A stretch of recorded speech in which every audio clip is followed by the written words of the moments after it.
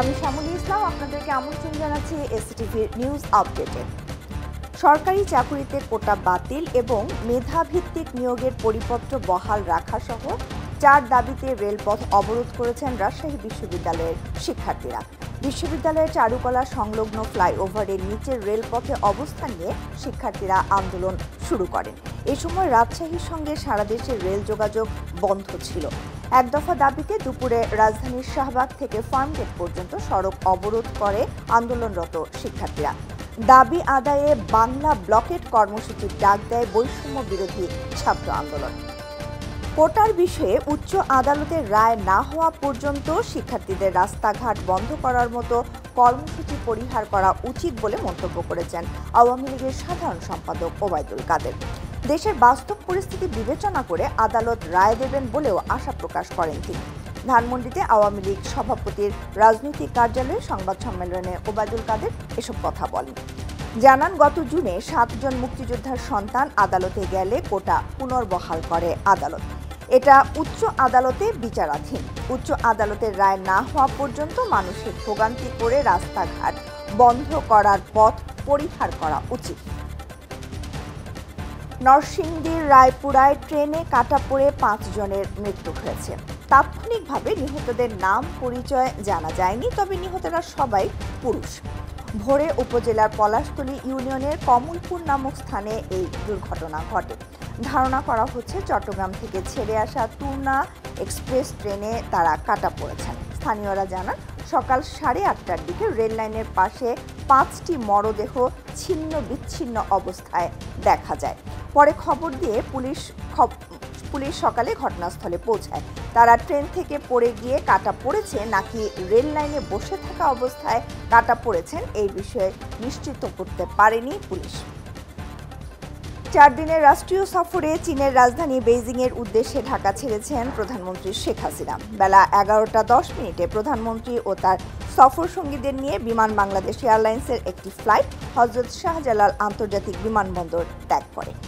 স্থানীয় সময় সন্ধ্যা 6টায় Beijing capital আন্তর্জাতিক বিমানবন্দরে অবতরণের কথা রয়েছে। 4 দিনের সফরের দ্বিতীয় দিন প্রধানমন্ত্রী শেখ হাসিনা ও চীনের প্রধানমন্ত্রী লি কিয়াংয়ের মধ্যে আনুষ্ঠানিক বৈঠক হবে। বিএনপি চেয়ারপারসন বেগম খালেদা জিয়াকে হাসপাতালে নেওয়া হয়েছে। ভোর রাত 4:20 দিকে তাকে রাজধানীর বেসরকারি এভার কেয়ার হাসপাতালে নেওয়া হয়।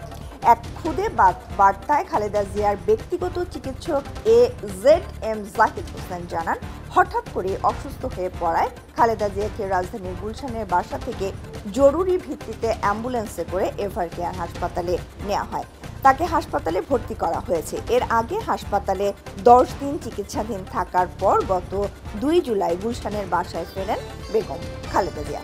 দর্শক, এবার থাকছে দেশের বাইরের খবর। ফ্রান্সের পার্লামেন্ট নির্বাচনের দ্বিতীয় দফার ভোটে কোনো দল নিরঙ্কুশ সংখ্যাগরিষ্ঠতা পায়নি।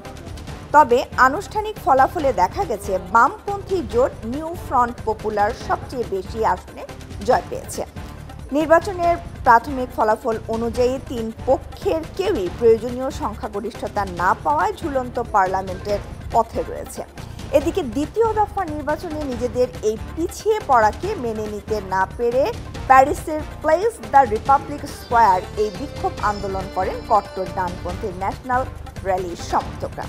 এবার থাকছে মাঠে ময়দানের সংবাদ। 5 ম্যাচ সিরিজের দ্বিতীয় টি20তে জিম্বাবুয়েকে 100 রানের বড় ব্যবধানে হারিয়েছে ভারত। এই জয়ে সিরিজে 1-1 সমতায় ফিরল সফরকারীরা। হারারেতে টস জিতে ব্যাট করতে নেমে নির্ধারিত 20 ওভারে 2 উইকেট হারিয়ে 234 রানের বিশাল সংগ্রহ পায় শুভমান গিলের দল। দলের হয়ে সর্বোচ্চ 47 বলে 100 রান করেন অভিষেক শর্মা। জবাবে 18 ওভার 4 বলে 134 রানে অল আউট হয় সিকান্দার রাজার দল। সফরকারীদের হয়ে 3টি করে উইকেট নেন মুকেশ কুমার ও আভেশ খান।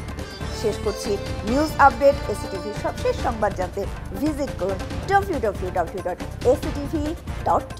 এতক্ষণ সঙ্গে থাকার জন্য ধন্যবাদ সবাইকে।